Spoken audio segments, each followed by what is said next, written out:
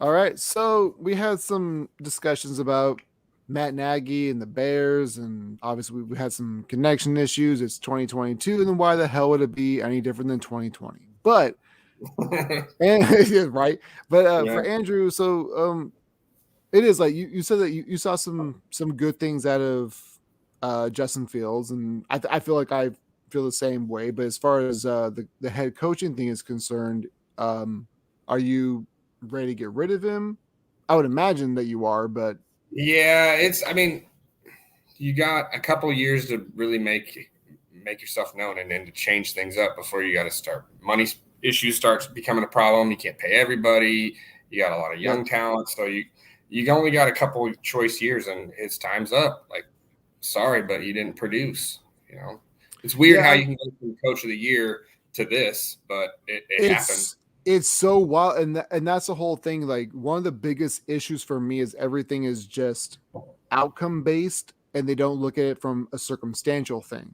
Right. And that's one of the things that for me personally at least that's a real irritant of me. And I see Matt Nagy, and he's very conservative, but I don't feel like his play calling is necessarily bad all the time. But No, it's in the key but moments. it is it's circumstantial. It's when it's 4th and 1, why the hell are you punting? Like Yep. there, Yep. especially if you're on their 40-yard line. Why? What's it going to net you? Like 20 yards, maybe 15? You Right. know, It's worth the if gamble. exactly. So for me, it's just more of it's a circumstantial thing of I don't think his play calling is necessarily bad because the talent there is not great either.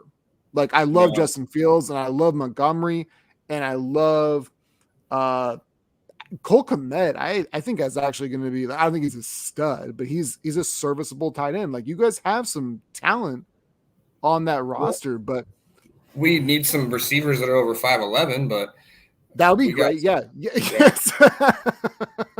yeah. Like when I saw the size of our receiver core, I was like, oh my god, these guys are smaller than me, and they're Yeah, just right. getting It's lit up. everybody's Tyreek Hill, but nobody is Tyreek Hill Right, right, right. at the same time. I don't know, man. After seeing Jakeem Grant in person, the speed of that guy and his Dude, squirreliness, he's like bonkers, right? I want to see Tyreek Hill and him in a foot race. Like, if there's somebody faster than that dude, it would be a sight to see. Like It that was is it's pretty incredible when you think about it because like as a Bills fan, I got to see Jakeem Grant a couple times a year, for a right. few years when he was in Miami. But he's like there's a few people who are just there's fast and then there's fast. Right, Like right. because everybody in the NFL is fast now, but there's certain people who are just next level, like you said, Tyreek Hill's that guy, Jakeem Grant's that guy. Yep. There's bonkers dudes. But as far as like coaching things are concerned, like do you have anybody in mind that you would like to have replace Matt Nagy in the like right now or So there's talk of Harbaugh coming over from college from Michigan. Michigan? Oh, I oof. So it's scuttlebutt. You know how it is. It's not real or Yeah, anything. it's all talk. I would be cool with something like that. Somebody that's a proven winner that has done things. But I don't know. I hate the rebuilding. I feel like we're constantly rebuilding, and it's I don't know. I'm You still guys are torn on it.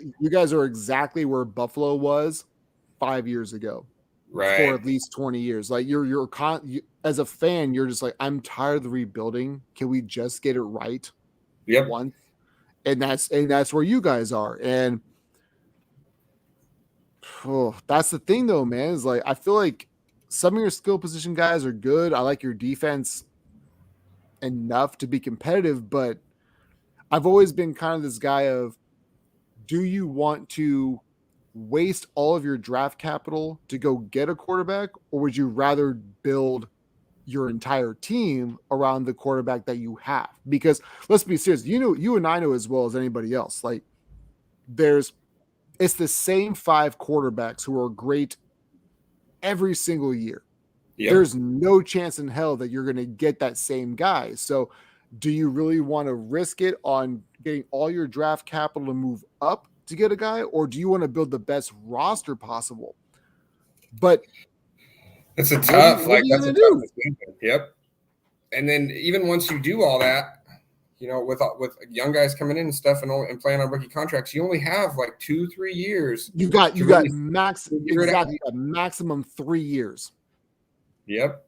And if you don't And figure you it out, better then figure it out. people start separating and going in other places, and then it all, yeah, Yeah, the whole thing goes to hell.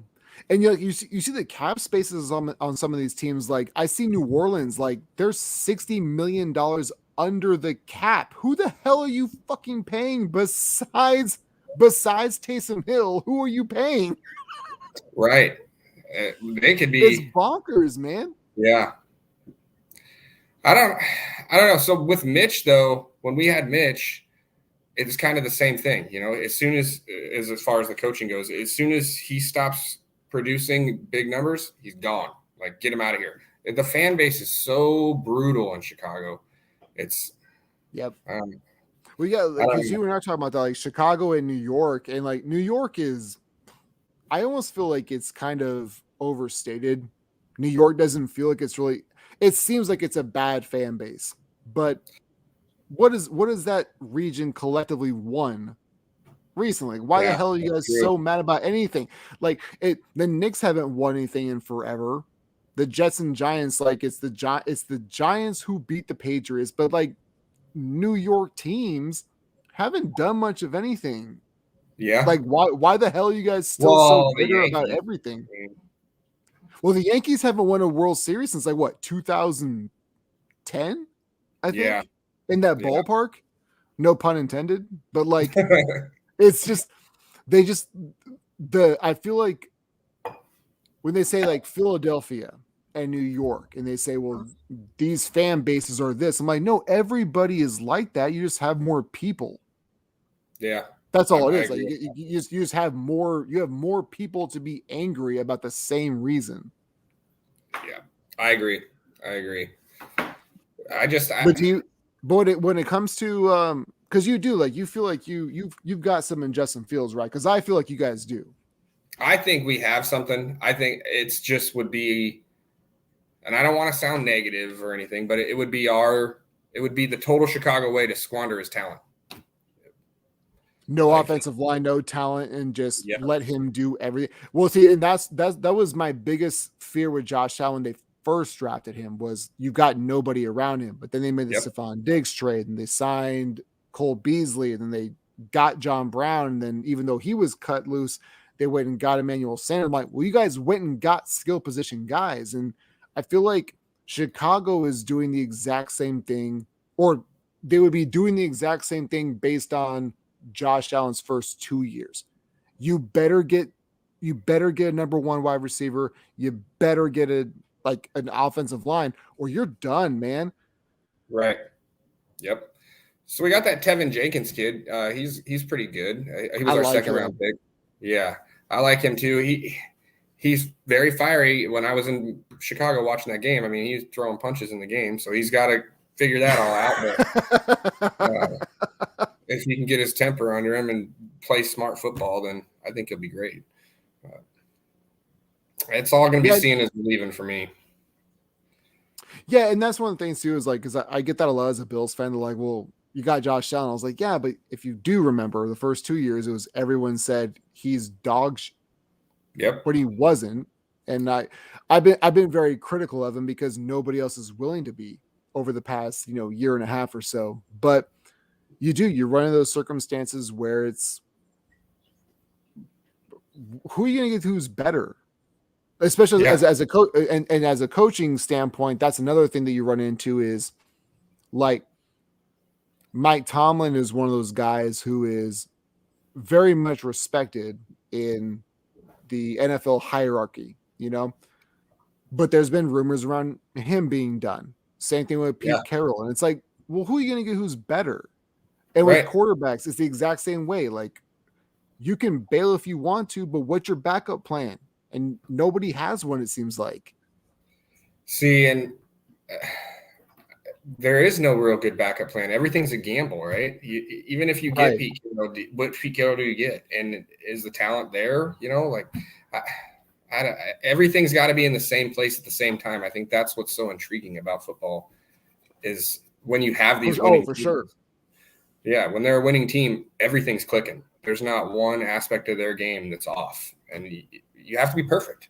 There's nothing less of perfect, or you're not going to be a winning team. Yeah, and it really is that because, look, I'm somebody who doesn't really put all of the everything that you see as far as the national attention, as far as like you've got to be X X X and X. I feel like some of it gets kind of overblown sometimes, but there is some kind of connection you have to have with everybody being in the same. It's like it's any other workplace. If you don't like who you work for and you're a media boss and you guys are on the same level, like there can be some conflict, there can be some confrontation, and the same Right. thing. It could be the exact same thing in profession.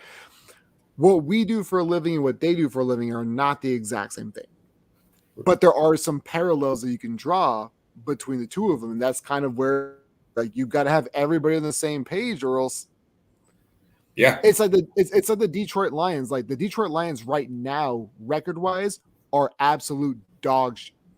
But they've been fighting their asses off the entire Oh year. yeah. And Yep. they will be a good football team within the next 2 years. I'll put that on wax, whatever. I think that the Detroit Lions, not a playoff team, if you will, but they're going to be floating around 500 within the next 2 years because they are fighting their complete asses off for Dan Campbell. Yeah. Well, and they're starting from the ground up. I mean, that's totally a different thing. I don't think that we've actually, as Bears, have done a ground up restoration because we keep the same president the whole time. Like he never changes. And that family that owns the team, the McCaskies, like it never changes. So them, I guess they don't have different owners, but they started completely over every piece of it. What's kind of your thought process on Khalil Mack? Because I know that salary cap hit is crazy, and like you and I were kind of talking about earlier, like it's not always about sacks because like that's the stat. But let's be serious, like you can do other things to impact the football game other than just sacks, and you and I know that. But with the salary cap the way it is, like, would you rather just kind of get rid of him, or would you rather him still stay there? Because Robert Quinn has been an absolute monster this year. Oh yeah, he's been amazing, and stayed healthy the good. whole year, which is I with the COVID and then no real injuries, never getting the COVID. When I mean, we lost our whole team practically before I went to Chicago. I don't know. He's been a monster, but I think Khalil Mack, is he worth it anymore? I question that because for that money, I would say no. But right, and it sucks. Like I've seen flashes of him being amazing, like being a total game changer, but it's few and far between. It seems like, and it's even further in between now because he's not healthy. He hasn't played half the year. And we could have really used him this year. That three-headed monster defense is like he's the guy. He's supposed to hold it all together. So I don't know. I think he goes. I'd like to see him keep Akeem Hicks though. Just let him retire. He's been good too. Yeah, and that's one of those things where when I look at Khalil Mack specifically, it's something where as well as I do, like we just talked about, just because you aren't getting the sack numbers doesn't mean you're not impacting the game, because you still are. But like you said, he's missed half the season, and I don't have the salary cap number in front of me, but I imagine it's got to be at least 25 plus million. I would imagine. I think it's up there. And then if you cut him, like you might still have to pay some kind of tax, or there might be there's a penalty against the cap if you do that. But it's hard. It's hard to pay somebody that age that much money when you're getting that little production out of them. But like I still believe that Khalil Mack can still be a good pass rusher, but you can't, not for that much money. Like you just that's absurd. No, yeah, he's got to. So what would suck though is you get rid of him and then he comes out and has a Robert Quinn year. You know what I mean? Like Oh last my year, God. Robert Quinn had 2 sacks. I was cussing that guy last year. Like, why are you here? What are you doing? And then this year he comes out and I'm a believer. Like I'm his biggest fan now. Yo, he's got a crazy motor on him, man. Yeah, and he Actually, doesn't quit. No, he doesn't. I was actually talking to a buddy of mine who's a Browns fan, and we're talking about Baker Mayfield, and he's like, "Look, I don't want him here either, but I swear to God, the moment that we get rid of him, he's going to go to like Detroit and have a Hall of Fame year because you write him off too quickly." I was like, do I know it to be true? No, but good Lord, you do not want to be the franchise that lets somebody go of that caliber and then have them go off to go do something else. No, it's not in the same division, obviously, so it hurts a little bit less, but I understand where you're coming from, where he's coming from. It's the same type of thought process, if you will. See, that was when we got rid of Mitch and you guys got him. My big fear this year was that Josh Allen would get hurt and Mitch would just ball out and we'd look like idiots. Dude, it's so funny because the moment the Buffalo Bills signed Mr. Trubisky, I thought that I was like, yo, Allen's gonna go down. He's gonna have like a 4-game stretch where he looks absolutely perfect, and his career gets completely resurrected. Yeah, he's got something to prove now. But that never happened. But yeah, we thought the same thing, but he does. Like he has something to prove now, and I think that the Bears are, when you look at Mr. Trubisky, if we're just looking at that exclusively, man, does he look so much better. Oh, yeah. You can't tell him nothing right now. Yeah, when we played in the preseason and he lit us up, I was like, see, I knew it. It doesn't matter who you put back there. If you can't protect him, I mean, you can't throw the ball from your ass, right? So yeah, well, that's the whole thing. It's like there are certain people who, if they're athletic, because it's not like Mr. Trubisky can't move, because he can. No. Like he's mobile. Yeah, he's mobile. But it's like if your offensive line just completely sucks, there is a moment where you're like, what the hell am I supposed to do all the time? And as a quarterback, like you can't just sit back there and think. You have to just make a decision. But I feel like with Chicago, all he was doing was just think. Yep. And that's how I read it. That's how I read it, at least. Right. That think, and then the whole time you're thinking, I can't mess up. I can't mess up. He was in constant fear of being benched. They did it to him once. They do it to him again. They just mishandled that whole situation, in my opinion. And then you got the whole thing where the only guy worse than Mitch Trubisky the whole year was Andy Dalton. Oh my God! Right? So we signed Andy Dalton for more money than Mitch signed in Buffalo. Like, what is that? That's another reason why I can't stand the organization as far as the management goes. I love Bears football, and I'm a Bears fan, but they're not smart as far as football goes. You paid Andy Dalton more than you would have paid Mitch to just sit around here for a year. Did they make a trade for? Oh my God! Did they actually trade for?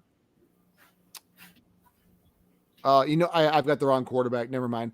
But so who is your, as far as your main frustration? Would you say it's more with Matt Nagy or more with Ryan Pace? Pace, I would say Matt Nagy, because that's me not knowing how much power and pull Matt Nagy actually has. Sure.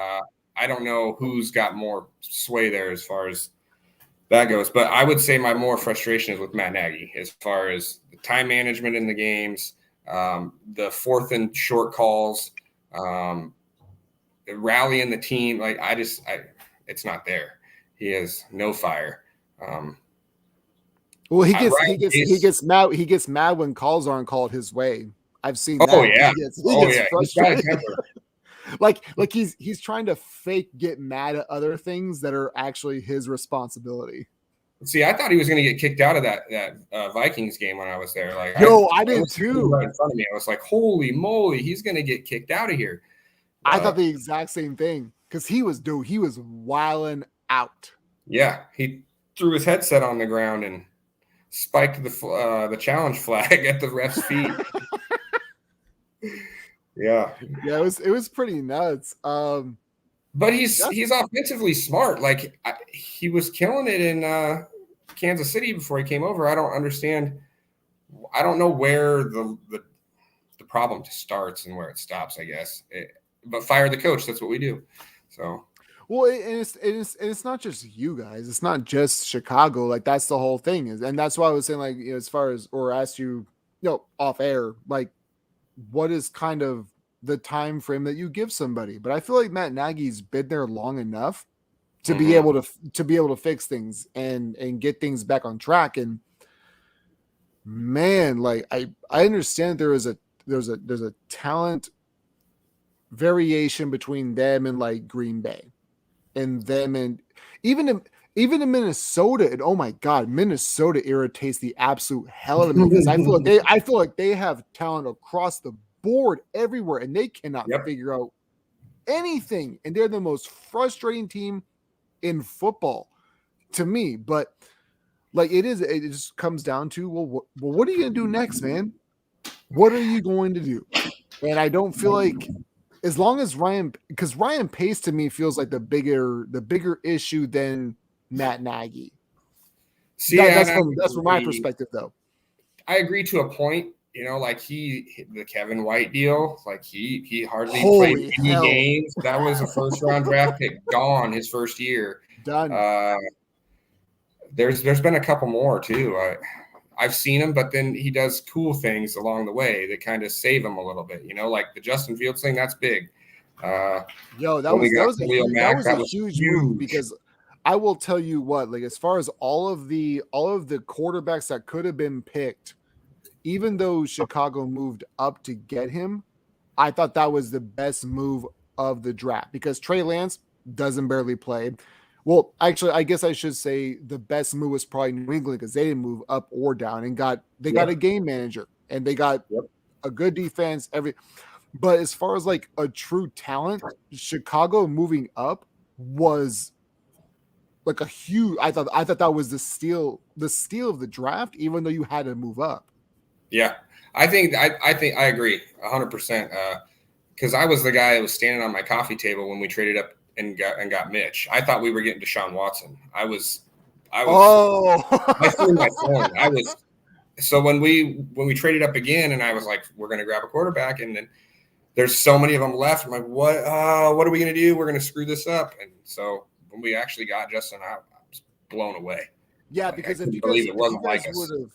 Yeah, because look, if you guys would have traded up to get Mac Jones would not be who Mac Jones is right now. Right. And if you got like it's kind of like when so I know that Bears fans are super pissed off because in the same draft, Patrick Mahomes was taken later. And everyone's like, well, how the hell could you do that? And I was like, well, if everybody knew that Patrick Mahomes was going to be Patrick Mahomes, he wouldn't go number 10. He would have gone number 1. So I don't blame Chicago for not taking Patrick Mahomes. I do blame them for trading up to get Mitch Trubisky because he only played 14 games or so in college at North Carolina. That to me, your biggest thing should not be mad that you didn't get Patrick Mahomes. It should be mad that you moved up to get Trubisky.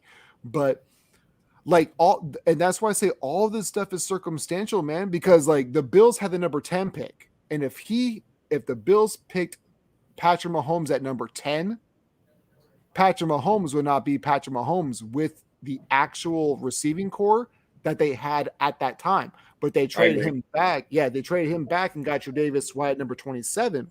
And that's why all this shit is circumstantial, man. And that's did Chicago mess it up? Yeah. But it's mostly because the draft capital you gave up to move forward instead of just sitting where you were. Yeah. And it's just well, we had just gotten our first round picks back because up until that point we hadn't had one because the Khalil Mack trade. So now we're back to not having a first. Oh, that's right. For the next 2 years. That's right. I forgot about that.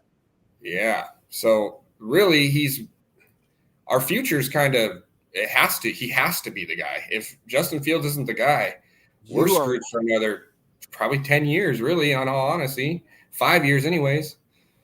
Well, I think one of the funny things about football is like things can deteriorate so quickly, but then also be built back up. We saw the Jacksonville Jaguars like 4 years ago go to an AFC Championship game. That's true. And they're so like it's, do you have the right coach? Do you have the right players? And do you have the right mindset? So like there is a part of it where if you whiff on Justin Fields, does that set you back? Yeah, but probably not 10 years, because the other thing too is like Aaron Rodgers isn't going to play until he's 47. I would hope not for your sake, at least. I hope he retires. that was me with Tom Brady, man. Like, it wasn't even getting out of division. I just want him out of my goddamn life. Yeah, go away. Just get out of here. So what do you feel like? You think MVP wise, do you think Aaron Rodgers will get it over Tom Brady?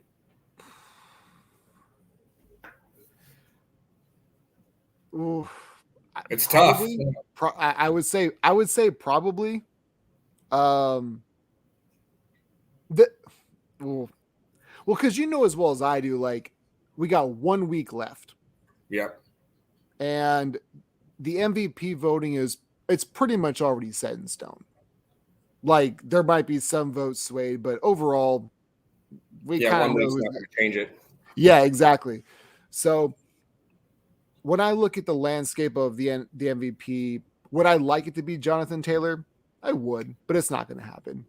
Yeah. It's a QB award, so that's why I just said Tom Brady and Aaron Rodgers, because it's going to be one of those two. It's going to be exactly. It's going to be one of those two guys. So I would say this: if Mike Evans, Antonio Brown, Chris Godwin, if there were no injuries whatsoever or any other mishaps by Antonio Brown, I'd say Brady has a really good chance at it. But since all of that stuff has happened, I don't really know how it's not Aaron Rodgers. Do you kind of feel the same way, or? So I'm very harsh on that guy. Like, I hate everything about him for some reason. No, for some reason you're a Bears fan. We know the exact reason why you're hard on him. I see why people put him in the category, but as far as like MVP to me is like really most valuable player. And you got a whole dream team of people who signed up to play ball with one guy. And that guy's 45 years old. And he's throwing more yards and more touchdowns than anybody, even if he doesn't have a better record. Right. I don't know. It's tough. Like, Aaron's great. I would be lying if I was. I've always kind of hoped he'd come over and like pull a Brett Favre move and come to Chicago. It's never gonna happen. No. He has to go he has to go to an AFC team first, and then come to your division. That's how it works. But it's probably Aaron. In all honesty, I get it. It's tough saying that though. No, Jeremy's back. 28 minutes. Well, it took him. His ass sorry about that. Had a minor crisis. Sorry. Minor crisis. Yeah. So I'm selling a car, and Jeremy, being ADD as hell, like, left his keys for that car that he's selling at his house. So, yeah, had to go get them. All right, so we've had to do this a couple times, and we had to restart things. And like me and Andrew had a great conversation about Chicago Bears football. Yeah, and I'm glad I missed that. To be honest, I'm really glad I missed that. I mean, we could talk about good Cowboys football, but we'd have to go back quite a ways, wouldn't we, Jeremy? Yeah, but at least we can talk about it. No, but when I was talking to Andrew, I was like, how'd you become a Bears fan? And I haven't told my story of being a Bills fan, but you, like, how did you actually? I know that you're from Texas, though. Yeah, so it's a little more ingrained than that. Hold on. I need the cold Coors Light for this. Hold on. God, he's the worst Idiot. co-host ever. I'm not a man. co-host, bro. This is your show. It's okay, that's fair. That's a fair assessment. Yeah. So for me, like in Texas, you're basically born as a Cowboys fan a lot of times, especially if your family watches football. But me in particular, like ever since I was old enough to understand football, Prescott, you're an anomaly, bro. I feel like you just made it like Yellowstone, where as soon as Yeah, no, it is. So what happened is that my grandparents have been Cowboys fans ever since I was little, and my grandma and grandpa actually got me started on football because every Sunday the Cowboys game was on at the house, and John Madden, God rest his soul, was calling it most of the time with Pat Summerall. And so I don't know, man. And whenever I was a kid, like the Cowboys had just started getting good. Like the last year or the first year I remember watching football was a year that they went to the playoffs for the first time in forever, and they lost to Detroit. So like 1962, because that was the last. Yeah. It was 90 or 91. I want to say it was 91. Yeah. No, am I telling the story or are you telling it? I'm just like you don't have the facts. I'm just making a joke. Okay, so it's like 90, 91, right? And I remember thinking to myself, you lost to Gus Farrat. Yeah. Okay. And Barry Sanders. Barry Sanders, bro. Barry Sanders. And I don't think it was Gus Farrat. It was freaking what's that other guy's name? Scott Mitchell. Scott Mitchell. Yeah, Scott Mitchell. Okay. But Herman Moore. Herman Moore was a beast, bro. I've heard of him. He's really good at football. I've heard of that. And for my Detroit fan, I'm pretty sure that's the last time that they were in the NFC Championship game was that year. So wait, Detroit went to the NFC Championship game this or year? it was a divisional round because they played. I was going to say because I can't remember. Yeah, it was the first time they were in the divisional round since then, I think, too. So. Has Detroit ever won the division? I don't think they have. No, they've won the division. I'm talking about the divisional round of the playoffs. They surely have won the division. Let's be real. Over the many years. In 1954, probably. Yeah. Back when the Bears were winning championships. And the Browns. We were in the 2007 Super Bowl, Jeremy. And the Bills. No, you've been since I have. I can't say shit. In fairness, the Bills have won a championship and back-to-back, but that was with Jack Kemp back in like the 60s, though. Right. But I remember I grew up in church, right? So my mom. I grew up in church. Yeah. Southern Baptist, bro. Yeah. Look at Andrew Andrews. I know. My mom tells me all the time I need to go to church now. I'm about to put my boots back on. No, I'm just telling you this. There's a story. There's a story behind it. So my grandmother made a deal with my mom that if I go to Sunday school, that she can come and pick me up so I can be at her house in time for the Cowboys game at noon. Okay. So because she always came and got me for football Sundays. So honestly, a lot of it has to do with my grandmother. That's the way that she just always, we watched football together. And I remember when the Cowboys won their last Super Bowl at 95, I believe, against the Steelers, 95, 96. Yeah. I remember literally thinking to myself, this stuff is so easy. We're going to do this every year. Here we are. I'm 40 now. I'm 40. I was a freshman in high school. I'm 40. I'm a man. I'm 40. And we haven't done I'm 40. God, what is his first name? The Oklahoma State. Mike Gundy. I know it's Gundy. I knew Gundy was his last name. Yeah, Mike Gundy. Oklahoma State. He was talking about one of his quarterbacks because they had ripped him in the news or something. Yeah, and he was like, and I'm a man. I'm 40. I don't know if that makes you a man because I've seen some guys that are 40 and that is not what that entails. Well, your mental age is different, right? The what? I'm sorry. The mental age, it's different. Oh yeah, it's totally different. Some of us are still teenagers mentally. Yeah, that's true. All right, so I want to do something now because we've talked about Andrew, we talked about your Bear fanhood. Jeremy, we talked about your Bear, and I'm glad the internet's back up. So if you want to re-promote yourself, absolutely go ahead. And actually, you know what's weird? I'm just going to do this real quick because I forgot I could fucking do this. That's the one. That's the one. Man, we've had 3 different episodes, and that's the first F-bomb. And I'm sorry, that was on me. Man, Yeah, Now you're gonna have an NS not suitable for work on there. I should. I should do that. Let me ask Hide you your guys. wife, hide your kids. Hide your kids, hide your wives. Well, let me ask you guys this though. When it comes to, actually, I'll let you guys pick the subject. What's a new thing that you guys? Because I have a list of things that I want to talk about. But do you guys have anything that you want to talk about? Did you guys talk about MVP yet? A little bit. Yeah, barely. Okay, well, moving on then, because you're not. I swear to God, if you say Trevon Diggs, I am going to just what for MVP of the league? No. You seem like that guy. No, you assume. Does he wear a star, Jeremy? Does he wear a star? I know. Look, I know that you're gonna put Micah Parsons in that realm. No, you're gonna be that. You're gonna be that dude. Yes, you are. No, I'm not. I already told him who I thought the MVP was. Who's that? Aaron Rodgers. That's what I said. Yeah, I think it's debatable between him and Brady, but consistently over the year, I mean, it's not fun for me per se. Like, I don't like the fact that Aaron Rodgers is such a badass, but he is. What are you gonna do? Like, shit.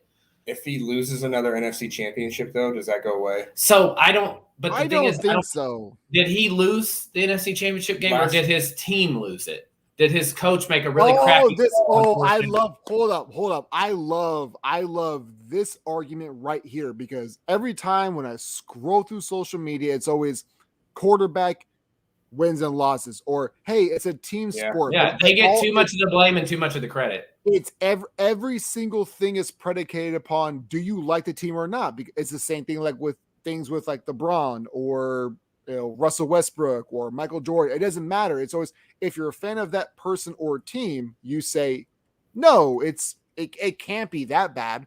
But if you hate them, you just railroad them into the ground. And that's kind of where we're at with the stats of these quarterbacks at this point in time.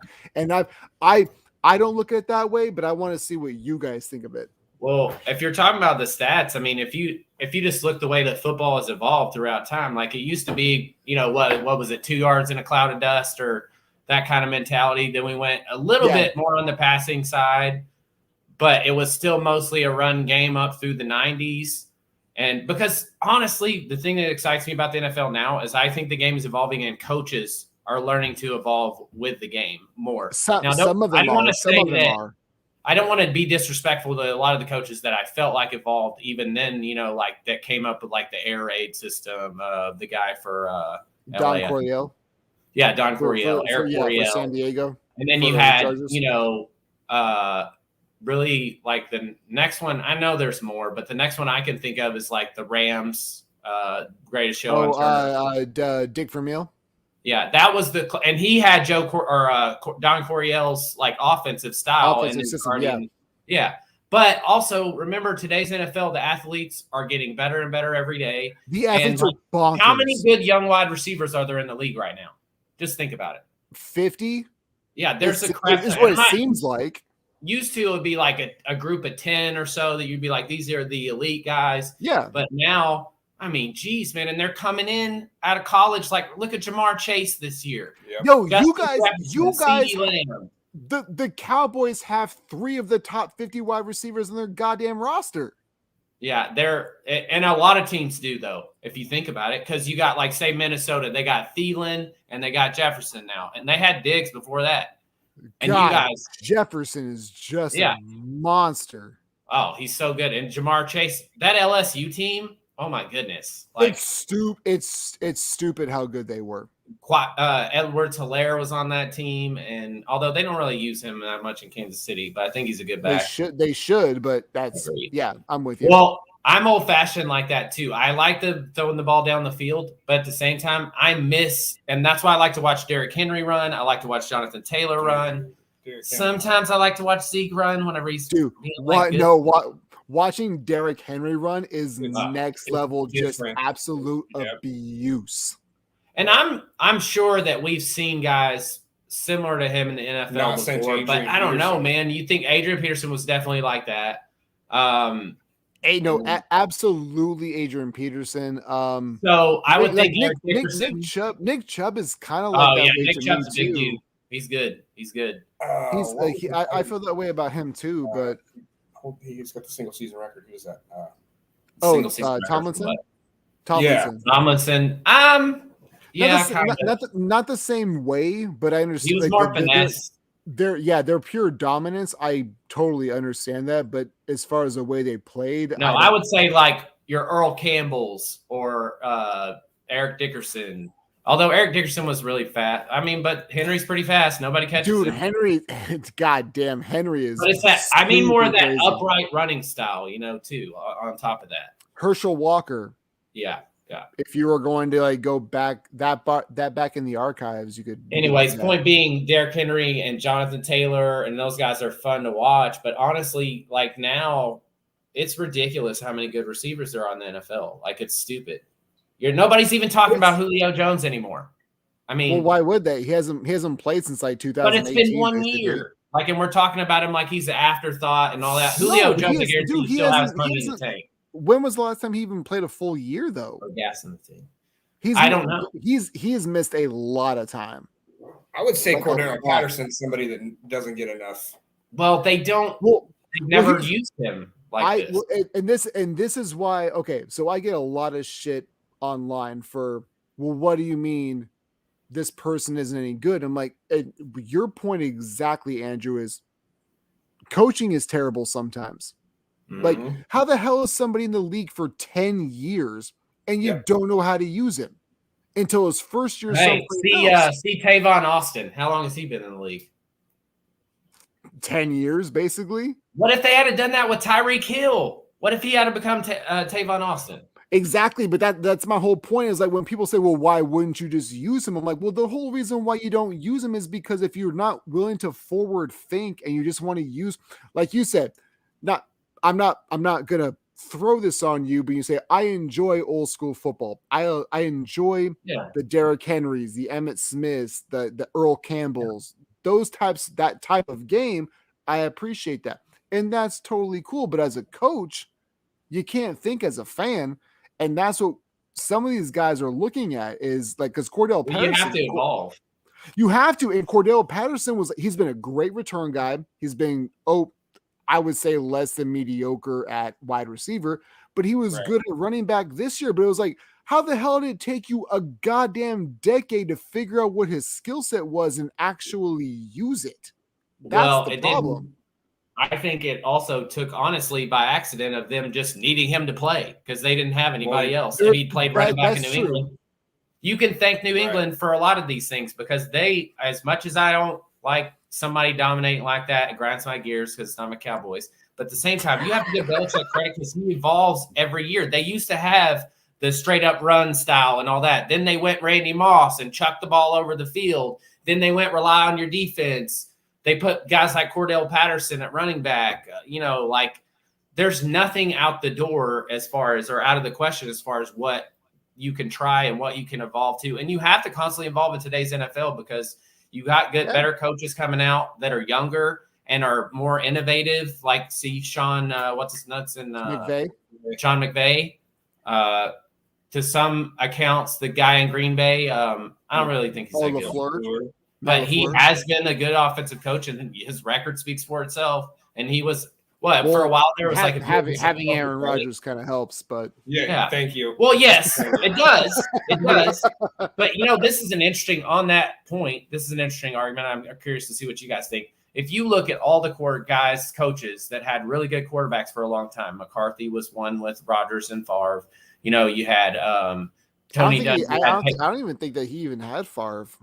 He did for a little bit. He did for a little bit. 2 years. He's the one who kind of was like, "Hey, I'm ready to go to A-Rod." But okay, all right. Tony Dungy had Peyton Manning for how long? Well, how long did Dungy wasn't a quarter. Well, he was in Tampa before he went to. I know, but he had Peyton Manning with the Colts for a long time. Not that long of a time though. It was like a 5 or 6 year stretch, I think. It wasn't exponentially long. And then you look at Sean Payton in New Orleans. How long did he have Drew Brees? Oh, his entire career, yeah.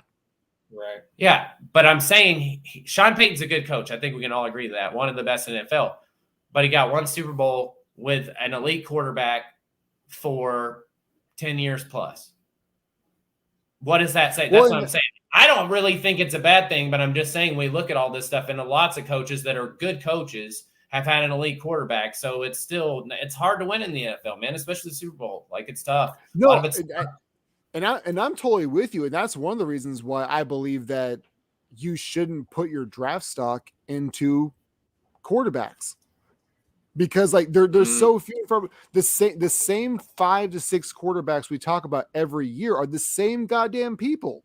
It's the Rodgers, it's the Brady's. Now Brady, not always. Brady, like some guys are coming up. There's a lot of good young quarterbacks in the league right now. Well, they're not there, but they're coming up. And like Brady's the anomaly because he's 87 and he's still just doing like crazy stuff. We were talking about that earlier.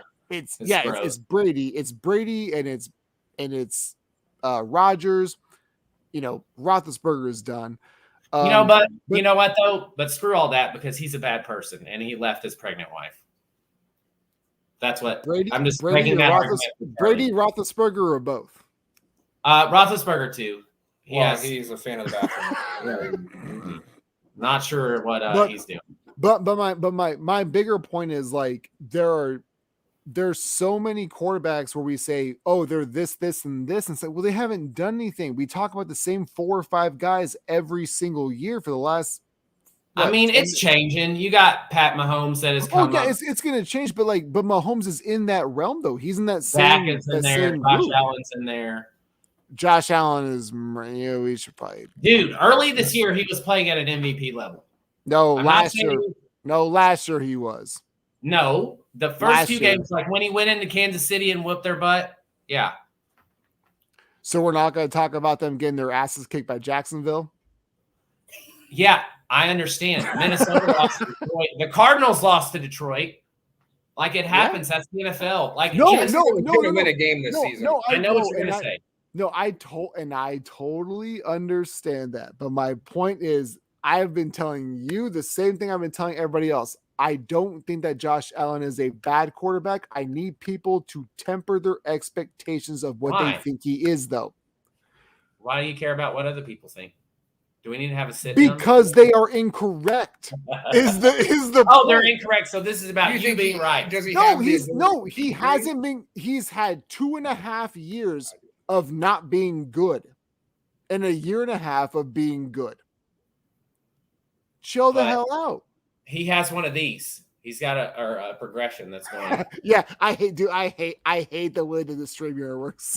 That's kind of the way that football goes these days, though, because when Patrick Mahomes had 2 good years and they're giving him 5. Oh yeah, whenever he started out bad, at the beginning of the year, when Pat Mahomes started out bad, everybody was roasting him like he was a crappy quarterback all of a sudden. I didn't do that, but yeah.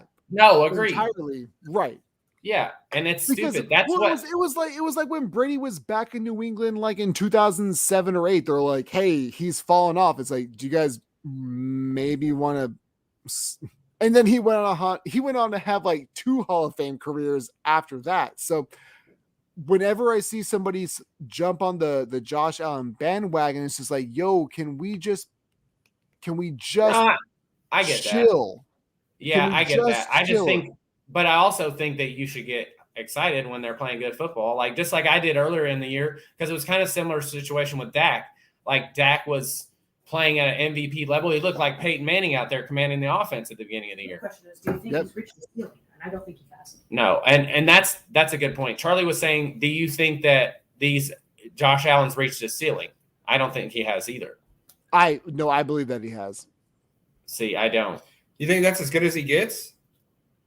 What, you mean an MVP runner-up? No. I'm saying what he is right now. What he is right now, which is inconsistent at times. Sometimes he's really good. Sometimes he's not so good. Oh, so now you're admitting that he is that because beforehand you never. No, I'm asking the question: do you think he has a ceiling that is higher than this, or do you think this is it? This is the best he's ever going to be. Well, if this is the best he's going to be, I'd still take it. Yeah, of course, because you see what other people are dealing with in the league. Well, but that's my point though. Is like, yes, I do think that there is a ceiling, and I do feel like he has reached it. If you're going to be somebody who can throw for 40 touchdowns and 10 or less interceptions, that's a pretty good deal. And yeah, but you said that you're not sold on him and you think it's too much money. How can you say 40 touchdowns and less than 10 interceptions is not worth the money that he got when the market is set at what it is? What I said was at his ceiling. No, I know that, but we talked earlier. I'm saying what we said earlier about you said that you don't think that he is much more, I guess, and I'm putting words in your mouth here, but my interpretation was much more than just a good quarterback. No, I think that he is. I think he has potential to be great. He is the thing about Josh Allen with me, and like what I really dig my feet in this is because when I talk to people, like when I talk to you guys, yeah, I understand that you guys know that there is more to it than just stats, because you know as well as I do, there are times where you can get 500 yards, but they're all empty calories. Who the hell cares? It's not garbage not time stats. That's what PFF ruined us all with. Exactly. It's garbage time stats and nobody cares. Yeah. So, and I'm not saying that that's all of his stats, but what I am saying is that when it comes to crunch time, when it comes to actual football acumen, he does not come up to where you're supposed to be. Like he does. He makes too many mistakes. Maybe not to where you're not supposed to be, but to where you want to be if you have a great tag on your name, right? Here's exactly. And this is my thing. If you're to put a level like right here, do I think he's Aaron Rodgers? Absolutely not. Do I think he's he's top 10? Do I think he's Teddy Bridgewater? No. He is above. And I like Teddy. What's wrong with Teddy? He's a bus driver. Everything is wrong with Teddy. Teddy, okay, as a starting, solid. No, Teddy Bridgewater cannot be your starting quarterback at all. Does that help? It helps me deal with stuff, man. It can't, you can't. Teddy Bridgewater cannot be your guy. He just can't. Oh, man. He's about to be our guy. Why do people love Teddy Bridgewater so much? Well, no, it's one of those things. Comeback. It's kind of like story. Teddy Bridgewater is honestly, I think it's a better version of Trent Dilfer. Teddy Bridgewater is the Derrick Rose of the NFL. Oh yeah, but no, Derrick Rose is MVP. But I mean, like, as far as where the love level is, not the actual ability, because like Derrick Rose is better at basketball than Teddy Bridgewater is at football. Let me get that straight right from the get-go. Let me do that. But the fact that Teddy Bridgewater has had so many like catastrophic injuries is the same reason why people love Derrick Rose, is because of his ACL tears and things like that. But Derrick Rose will never be MVP Derrick Rose ever again. I mean, he's had some games since then where he's been good, but everybody really does that, man. When you're as talented as he is, you're gonna have those. No, agreed. He's more of like a really good 6-man type of guy now, even though he starts sometimes. But I'm just saying, he can still be a starter for you. But the fact that people, I think he's had a great career. He has. Well, he's not been injured. He's been good. He's had a very good career, and I don't get me wrong. I love Derrick Rose when it comes to athletes, I don't put them on a certain pedestal that other people do. Like when I see Derrick Rose and his overall career, I think, man, that guy was crazy talented and super explosive for like 3 years. And I still really like him. But to me, he's not a true starting point guard. If he's someplace else that doesn't have a point guard, cool.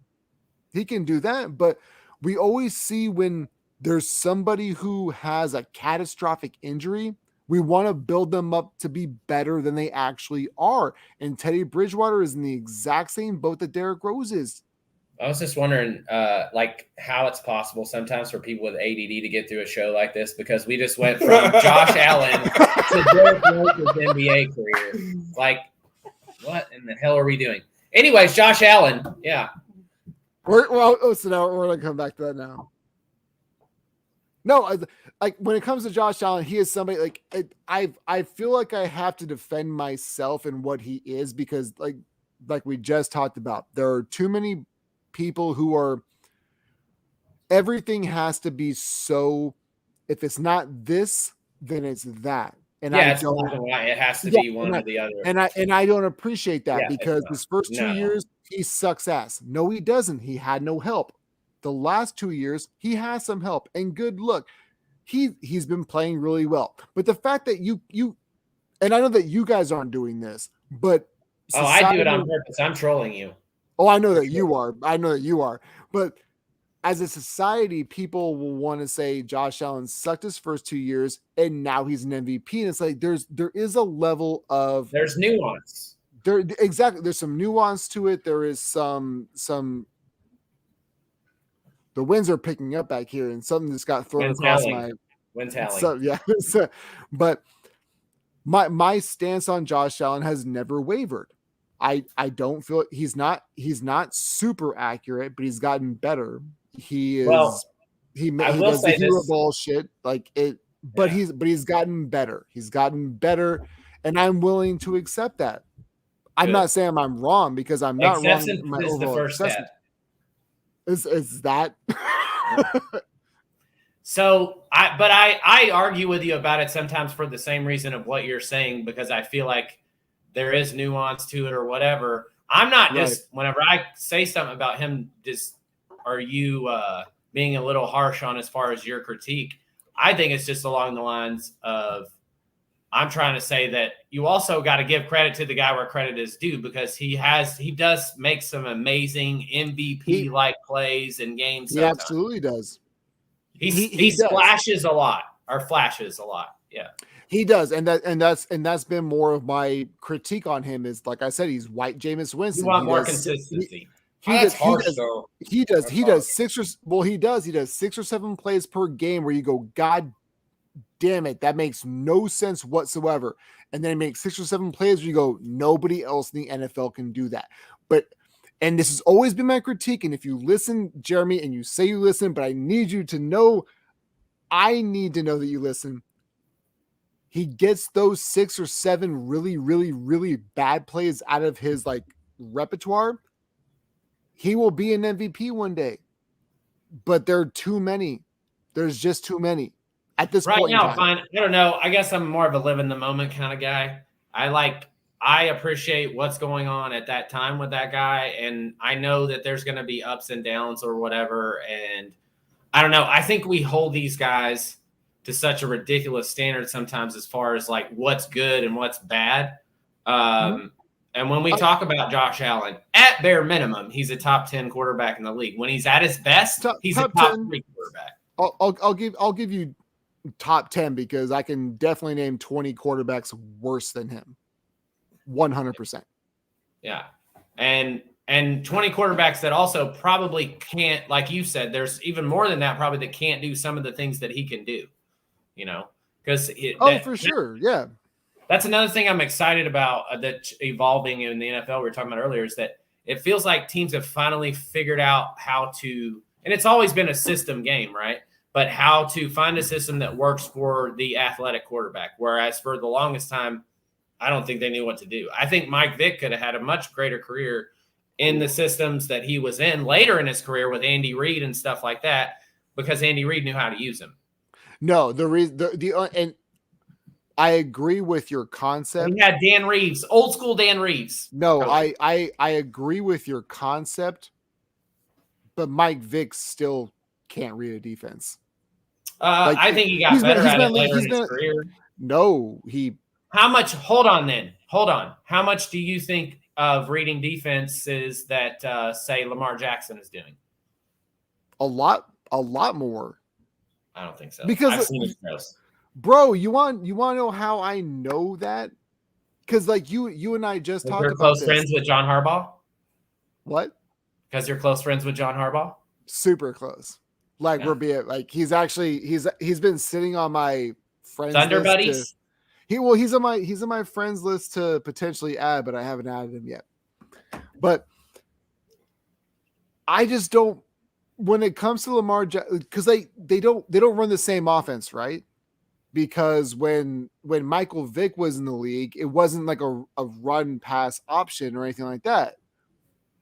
But he also still had like Algie Crumpler. He still had Roddy Ooh, I White. remember Like that name well. he still had Wait, who's who were TJ Duckett and Work Done. Like he had like legitimate guys TJ around him. Duckett? Come on. Hey, I'm just saying, dude, almost those three guys. You're forgetting about Jamal Lewis. He didn't play on the Falcons. Yes, he did. No, or not Jamal Lewis. Excuse me. What's the other guy? Jamal Anderson is who I'm thinking of. Yeah, but that was in the Scott Chandler years. Though. Was he not on? Was he on Vicks? No, that was.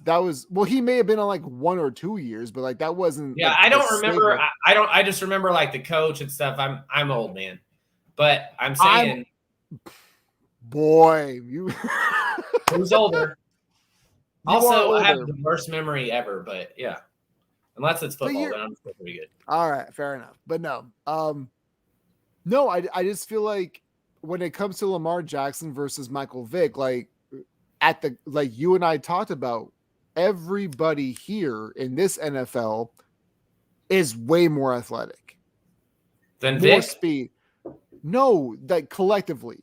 Okay, yeah. No, absolutely, and that's kind of what I was alluding to earlier. Yeah, I agree. Well, and that's why I'm saying like Vic looked like a goddamn superhero back in the early 2000s, and now Lamar Jackson won an MVP with no wide receivers, and what I'm saying right now is when I look at this Ravens organization, the fact that they're gonna be around 500, and they've got broken Sammy Watkins. They've got a rookie in Rashad Bateman. They traded Hollywood Brown. They have Hollywood Brown's he's just a speed guy, but their offensive line is done pretty good. I mean, he puts up good numbers. He's Him and for fantasy. Mark Andrews. Don't forget about Mark Andrews. I'm not forgetting about Mark Andrews, but I also am not going to say like their wide receiving core is largely dog shit. Largely. No, it's considering how many good wide receivers there are in the NFL right now. Michael Gallup's probably going to go to Baltimore next year. I'm just saying. And he might. And guess what? If he goes to Baltimore, he's their number one. Yeah, I'm going to be Sadie Cakes on that one if he goes to Baltimore. Not because he's going to Baltimore, but because I don't want to lose Michael Gallup. Love that guy. No, and I don't blame you because like that's the whole thing. It's like, Michael Gallup is super good at what he does, but the problem is he's got CeeDee Lamb and Amari Cooper in front of him. He's like that. That's the problem though. It's a good problem to have.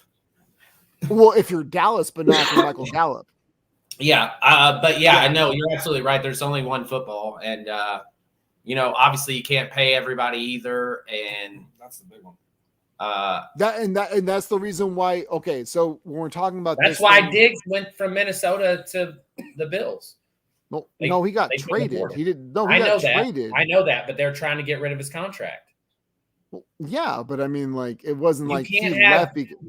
You can't have like two top dollar players at a position in most cases, What about and that's fair, and I understand that, but yeah, like it has nothing to do with it. It wasn't Diggs' decision. He got traded though. No. I understand that, and everybody in Minnesota still loves Diggs, but it's not that. New Orleans hates Diggs, but Minnesota fans love as Diggs. They should. Oh my God, that was one of the greatest. Oh God, they probably took another Super Bowl away from Drew Brees. I'm just saying that play. Wow, really? Yeah, because that Saints team was amazing, dude. They were really good. Yeah, but wouldn't that kind of be like a tie? Because they took a Super Bowl away from Minnesota with the Bounty Gate shit. Yeah, I guess. Fair enough. Also, they got revenge whenever they went into New Orleans. Andrew just came down and dropped the mic and was like, wasn't this? Yeah, I guess so. Yeah. Well, I mean, that team, that Brett Favre team. Well, it doesn't change my point. It doesn't change my point. You're right. Also, there was that play against the Rams in the NFC Championship game that was just okay. So I used to. By the way, can we talk about officiating for a second this year? Because it is garbage, bro. It is straight booty. Here's what I will say. I will let you guys say what you want, but I will say this. I don't feel the officiating has been bad, but I will say this point. man, that taunting shit is out of control. I think that's the big. Now You know what? they've dialed it back, but the officiating overall, I don't feel like has been terrible. You know what it reminds me of? It reminds me of when they first felt that they had to crack down. Steelers are you? Did you watch the Bears and Steelers game? Hold on. I'll let you get to that. Hold on. Does this not remind you guys of whenever you remember when it was like T.O. and freaking Joe Horn and all them guys and Ocho Cinco that were doing all these elaborate touchdown things, and they were like, "Oh, you can't do that," to the point to where they were flagging Tim Tebow for kneeling to pray. Here's the deal. I've never once seen Tim Tebow ever be fined in my entire life. No, they did during he got a flag for whenever he went down to one knee. When? I've never seen him. Go back and look it up. I don't have Was it time. like excessive celebration or something? No, it's just they made a rule that you can't go to the ground when you celebrate. Oh, I do remember that. I remember that being a thing, but I don't remember them ever implementing it though.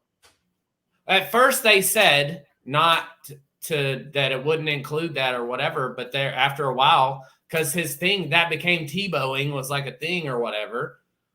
That's oh my god, that irritated the absolute hell out of me when people said, "Oh, you're Tebowing." I'm like, well, if you're gonna pray, it's called praying. It's not called Tebowing. Can you just knock that? Can you just knock that off? Like, you know how that's what irritated me because I'm not a religious guy, but for somebody who is, call it what it is. Call it praying. Don't call it Tebowing. That's that. If you believe in something else. then don't call it something that's not. The problem in the NFL is, especially on this shit, they try to play both sides of the coin. They try to be like, oh, absolutely. We're talking with Jay-Z and we're doing all this stuff. Jay-Z and Beyonce, as Jerry Jones would say. It's Beyonce, not Beyonce. I know. I'm from Texas. It's on Beyonce, not Beyonce. She came to my hood. She's a Texan. Okay. So, go ahead. What were you saying about the Bears? Well, Prescott said that he didn't think officiating was bad, and I asked him if he'd seen the Bears and Steelers game from this year because it was.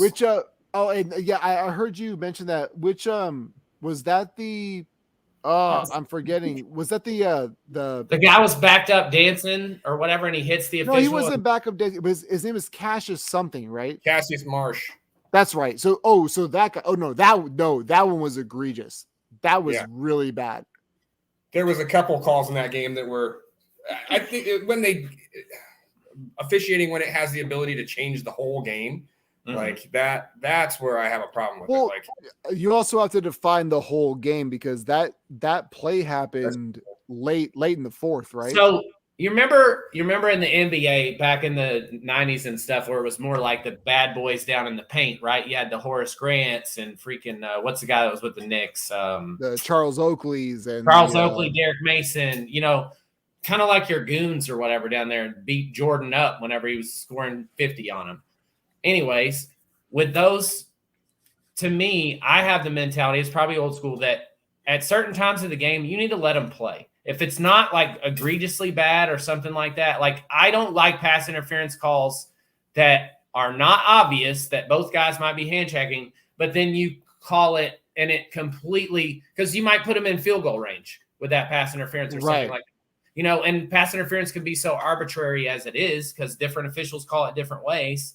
Yep. It's like, and then you don't do that, and then you won't challenge plays that are like turnover related or whatever at the end of the game because you're stubborn and you don't want to take a look at it. Even though it's close, you think you got it in real time, why not take a look at it? But then other ones you're like, oh yeah, we gotta take 30 minutes to decide if Tom Brady got hit in the head or hit in the head with this person's hand. Like, what do we do? And I totally understand like what you guys are saying and where you guys are coming from because there's like the roughing the passer ones getting like those are getting really, really out of control. But when I look at certain things, like when you said with the all right, I'm just gonna do this.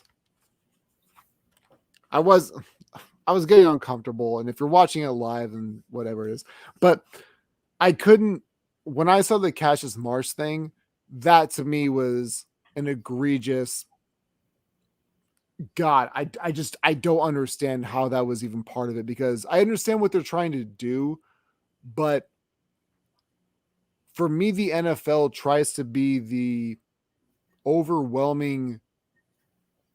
We uphold the law more than the law.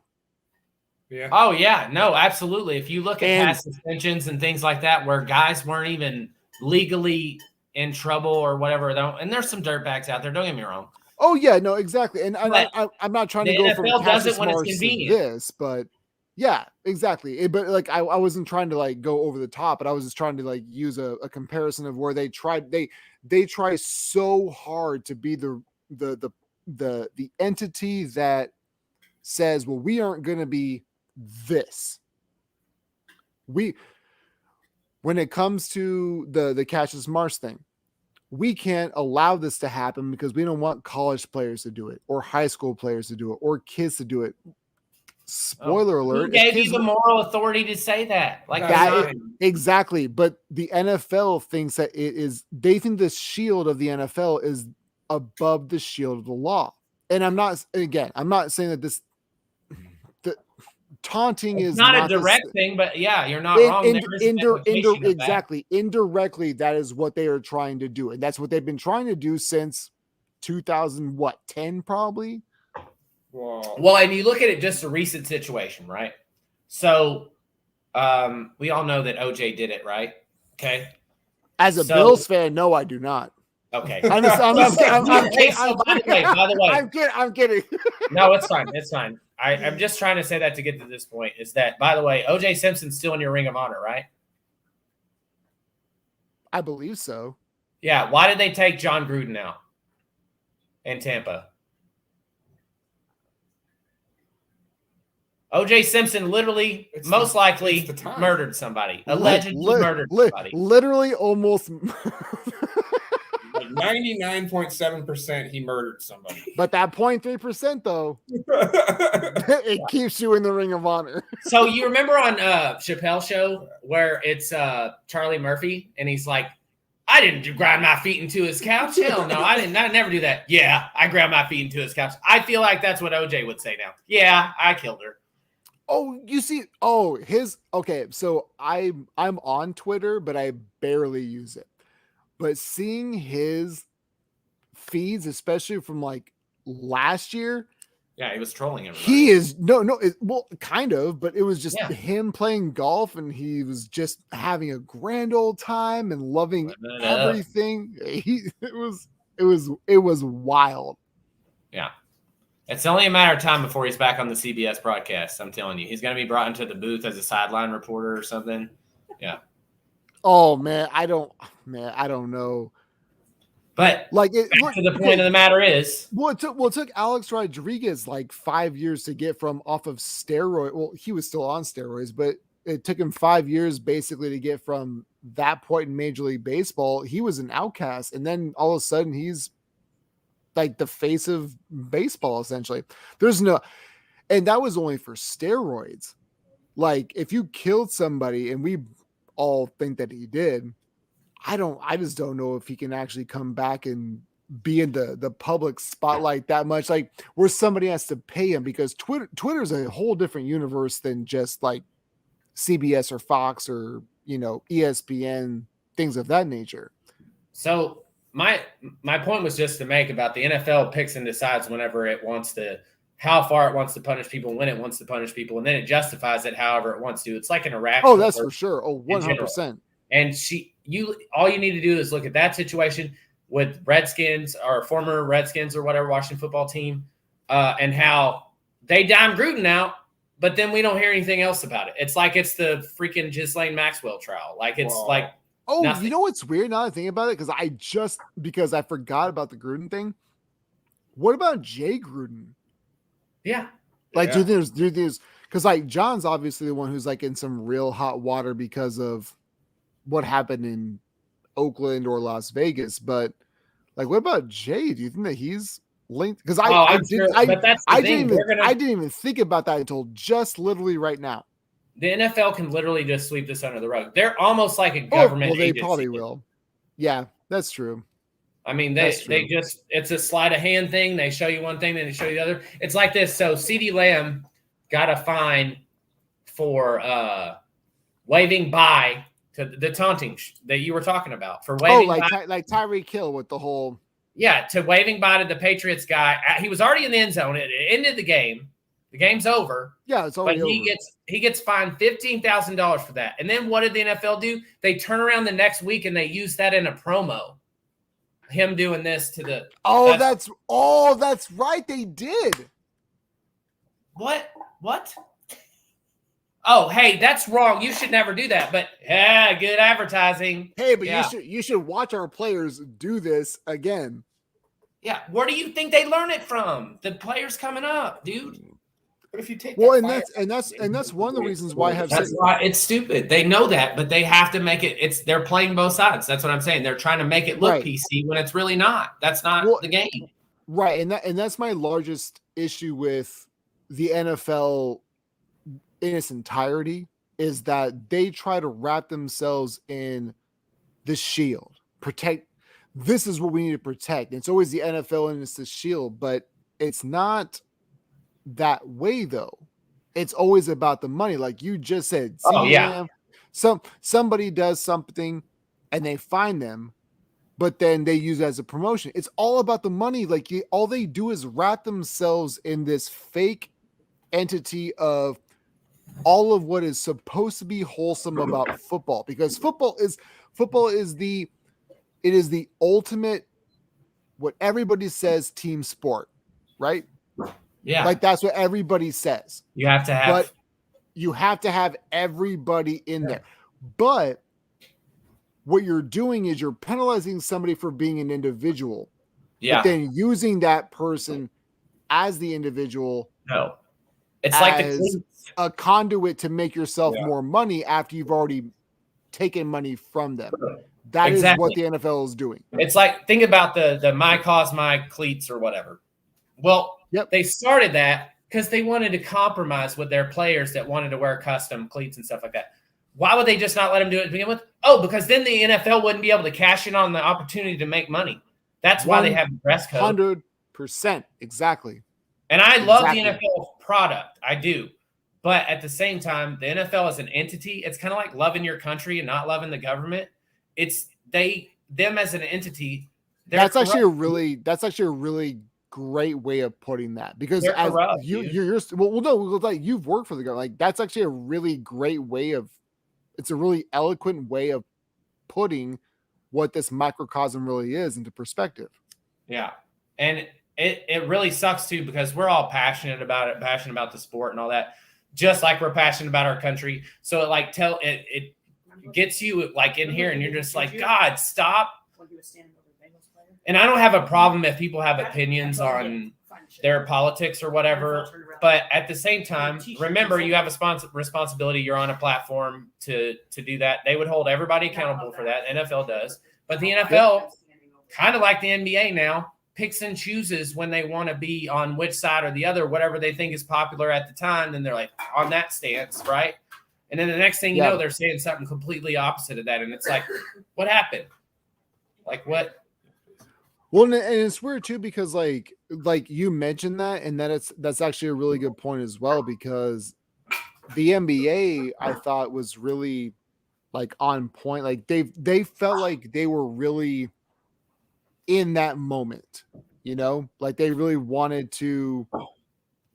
Oh man, hold on. Oh, sorry, we should have. No. It's totally good. I got this. I'm using StreamYard and I got this duck in my way, and I saw you guys. Yeah, we got the duck too, man. It's all right. F that duck. F that duck. Oh, by the way, I don't know if you guys have had this before, and if you're just listening and not watching, it's bad for radio. But I have this thing called La Vida Mocha, and this thing is delicious. Does that say peppermint? Yeah, it is a peppermint coffee rum drink. Maybe one day the show will be sponsored by that. It's cool. I hope so. 12%. It's pretty good. Holy cow! I'm over here drinking my 5. No, it actually tastes really, really good though. But Watch the F-bombs. that I had one, and I won't do it again. I promise. Mom's probably going to be mad with you for saying GD so much, too. I'm just saying. I mom told look, it's my show, and I told you. Oh, now we get it. It's my show, but Agreed. I a couple is fine. Otherwise, no. I'll cry if I want But- to. Wait, was that Charlie? She said, yeah, it's my party and I'll cry if I want to. Yeah. Hey, Charlie, We're how you dating doing? ourselves. No, hey, bring Charlie in. Bring Charlie in. Charlie, good luck, because she'll be on for like 5 seconds and then she'll leave. Hi, Charlie. No, Hi. good. Do you want Ben Roethlisberger to retire, or do you want him to stay? Absolutely. He needs to retire. Absolutely. Hang it up. It's time. Speaking of F-bombs, I've heard her say a few in mentioning his name. It's a love-hate. It's a love-hate relationship. All I'm saying is he's had a great career. He has a great career. Hang Well, it he up. had Harness it. not a great career. Whoa, got what? rings. Oh, God, you really want to make her mad, don't you? Come on. Oh, my now, goodness. Man. Come He had on. a great rookie season. He's been mediocre and just he's a stat Bro. patter. He's a stat patter. Oh, all right. That's a little bit too far in the analytics. Do the Steelers get 2 Super Bowls without him? Uh, 1? We only have 1? No, they have two with We got 2 Roethlisberger. with Roethlisberger. The Cardinals and the Seahawks. Yeah. And then they lost to the Packers. I don't We count don't I count don't count the Seahawks one because that one he did not score on that play. So Yeah, I don't think he did it- either, but it happened, so I know that it is a thing, but yeah, it's in the internally- record books. well, that's It's in arguable with it's the in the Cardinals it's in one, too. yes, it's in the No, record books, there's and I plenty know of that it evidence happened. That was the catch. No, not it's the James Harrison play that where No, he, okay, so okay. Santonio Holmes is what I'm talking Yeah, about. thank you. I was Oh, gonna that say was it. Santonio Holmes Plenty made of like the evidence. most dope catch ever in Yeah. that Yeah, Super Plenty that Bowl. was a catch though. But have you ever seen a conclusive photo Yes, of 4 feet yes. down? Yes. Yes, I have. I Okay, have. I've never seen one. I've never seen Yes, no, I That's have. usually the Cardinal fans don't like us. I'm Googling. Okay, this is so wild because I'm saying the one Super Bowl against the Seahawks doesn't count because everybody has seen conclusive evidence that Ben Roethlisberger did not score a touchdown. But Andrew is trying to tell me that the goddamn that Antonio Holmes definitely that was a catch. he definitely had Yes. both feet down. There is evidence that Santonio Holmes had both feet See, down, looking and at it there's right there. evidence, and you're debating the one that's conclusive, but not the other Look one. at his feet, bro. Okay, yeah, there's 2 feet. Did you just, Oh, by the did way, you- since yo, we're on this did subject you of just what watch it? happened Yo, in the- Andrew, did you just watch it? No, he saw a I just- picture. I never got to see a good angle of it. So I was like, okay, Dude, Fine. this Super Bowl happened like 9 years ago. Like, I How gave you up not- on even. how did you never see a good angle of it? Hold on. Can we just say this first before we go any further? Dez caught it. That's it. Wait, what? Dez caught it. No, he Dez didn't. caught it. No, Yes, he he did. didn't. Yes, No, he he did. didn't. No, he didn't. Yes, he did. Dez did not catch it.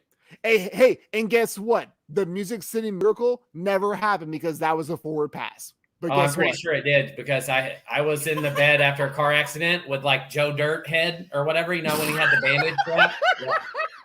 So I was watching it, and when that play happened, like we were still in bunk beds. I There's was like, no way that you were. How are you in a And I car went, accident? "Wham!" How were you in a car accident like 1:30 in the afternoon? no, I wasn't. I was in a car accident the night before, and I hit my head on the door frame. So I had like Joe Dirt head, like it was all wrapped up. And I was laying in my room in a bunk bed You watching the Tennessee game. And when that play how are happened, I you even went, old? damn. Do you even know how old you were when that happened? Yeah, I was 17.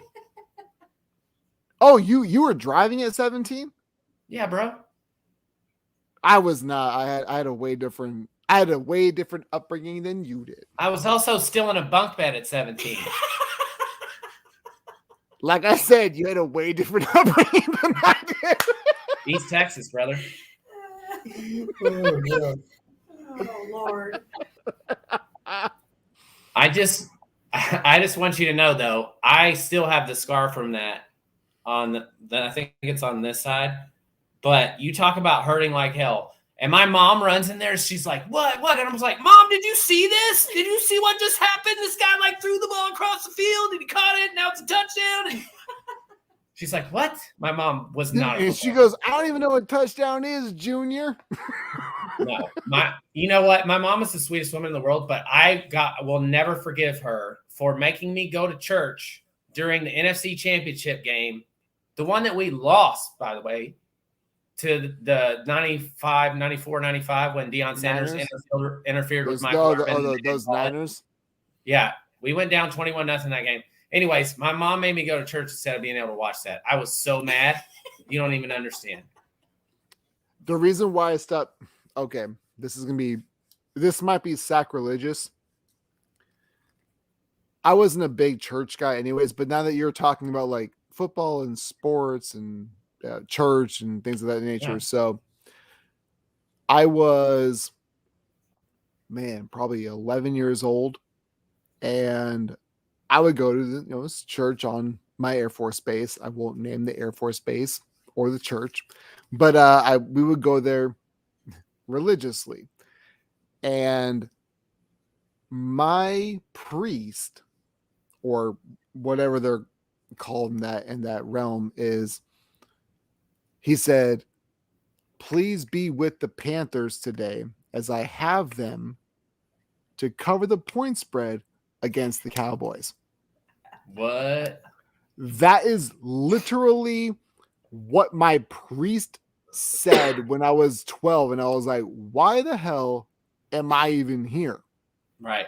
Like wow. if the person who is supposed to uphold the law of the Lord is asking for prayers in a church, what? You don't get to do this. You don't get to do this, man.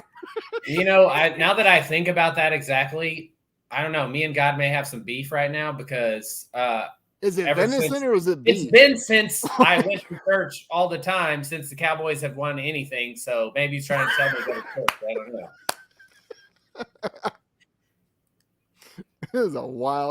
This has been a wild stream for all of us. That's what makes it fun. It has been fun. I'm gonna tell you, it's been real fun. But what I need to do is have you guys on another time, because I do have somebody who is trying to get on with me in the next like 20-30 minutes or so. But I really appreciate it. I'll come. Okay. I don't know about this guy. He's a busy worker. I just need the Jags to beat the Colts, if you guys don't mind. You need the Jags to beat the Colts? Yeah, and then my season won't be over. I mean, they beat the Bills. Are there playoff implications? Yes. For your... Yeah. I need the Jags. Oh, that's right, because the Raiders play the Chargers. The Chargers, and if they tie, and then there's some weird stuff going on, huh? Yeah, it doesn't matter who wins there. Need the Jags to upset the Colts, and we got to win. So so the Jags. So the Jags win. The Steelers are in. Yes. And that's the final. That's it. Yeah. All right, then I will. Steelers win. I need your prayers. I will give them to you. I'll be like your pastor. I'll be like your pastor. The Jags win. Well, I've been praying for a long time for the Cowboys to win anything. So hey, I'm telling you what, man. I've been telling you for as long as I've been saying this thing. A Bills Cowboys repeat at a Super Bowl would be fire. So I actually predicted that, but now I'm not so close to that anymore because both of our teams have had slumps since then and all that. But at the same time, every team goes through that. I feel like there are at least 4 teams in each conference that are capable of winning the Super Bowl on a given Sunday. Yep. Yeah, because you got like Rams could, Bucks could, Packers could. Yeah, and we're talking about a Packers team that started the year by getting mollywopped by Jameis Winston and the freaking the Bills also lost to the goddamn Steelers at home. Like those things happen, but like absolutely, teams, all the time they happen. That's why I said when you were talking about Jacksonville earlier, that's the NFL, right? That's what happens. But like those 3 teams, the NFC, I get it's not even 4 teams in the AFC. The AFC could be.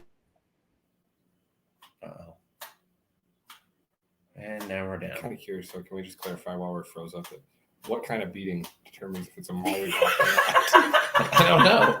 It's just a mollywop. How far? 56 to 14 is a mollywop. Okay. But there's no 56 standard, or 52-17. Oh, just shy of a mollywop. I don't know. I'll have to determine that. I would really like to know. I think we lost him. That's not.